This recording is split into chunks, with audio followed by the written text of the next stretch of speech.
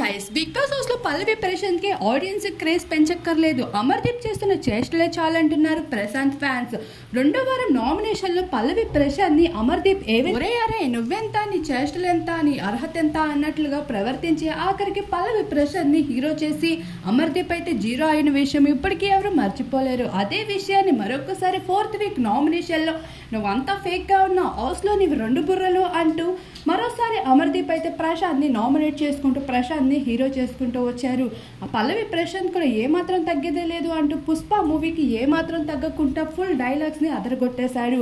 అయితే కంటెంటెడ్ టాస్క్ నుండి అమర్దీప్ ని తప్పించి ప్రియాంక అయితే లాక్కోవడం జరిగింది. మరి ప్రియాంకని నామినేట్ చేయకుండా పల్లవి ప్రశాంత్ ని నామినేట్ చేసి మరొకసారి పార్షియాలిటీని చూపించి ఫ్రెండ్ ని సేవ్ చేసుకుంటూ పక్కనున్న మనిషిని నామినేట్ చేయడం ఏమంటారు అంటూ పల్లవి ప్రశాంత్ ఫ్యాన్స్ అయితే అమర్దీప్ పై మండిపడుతున్నారు.